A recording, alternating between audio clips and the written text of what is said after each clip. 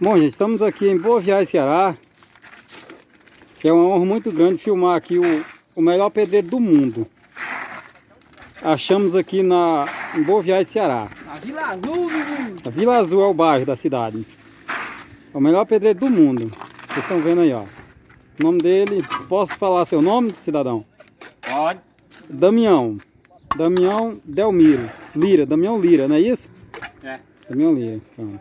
O homem é bom, aí. O homem é bom. Ali, da macieira ali, ó, como é que ele faz.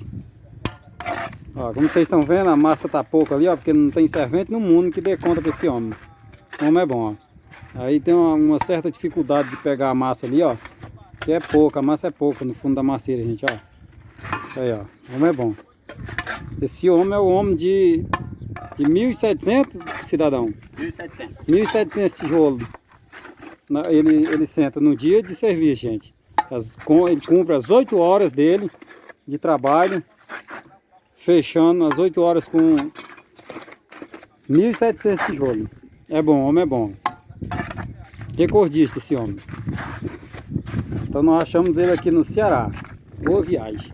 O problema é que não tem quem bote massa pra eu trabalhar o dia todo. Fala aí pra nós aqui, cidadão, ó. Toda hora, Fala aí, ó. seca aqui, ó. Seca, Aí. ó. Aí, ó. Sempre assim, bota gente, massa. ó. Ninguém bota massa pra ele. abração aí pro seu amigo, pro seu irmão. Tá Tá com meia hora que eu comecei de lá, do De começo. lá. Começou de lá, gente, ó. Meia hora. Meia hora lá. Abração pro seu irmão. Como vocês podem ver aqui, gente, nessa meia hora, ó, ele sentou essa parede aqui, ó, que ela tem aproximadamente 19 metros, ó. Faltam ali uns 4,5 metros para ele fechar. Em meia hora. Uma parede de 4 fiadinhas, gente, né? Vocês estão vendo, ó. E eu tenho Agora- um que tá mais tijolo do que eu. Cosmo, o nome dele. Cosmo é o Eles nome não dele, né? descobriram ainda. Eu ouvi falar, cidadão, que é gêmeo com você. Vocês são gêmeos, irmão gêmeo? Somos. Tem razão, por isso que o homem é bom também. Mas como vocês estão vendo, gente, ali a macieira, ó. Macieira, servente. Ali, ó, o servente ali, a grossura do balseiro de homem, ó. Aqui, ó. Só Acabou. tem preguiça a grossura do animal, ó. Acabou a Gordura massa. e preguiça, ó. Não tem como trabalhar Acabou a assim, massa, não ó. tem como. Ali, ó. Pedreiro aí, mais uma vez. Quem?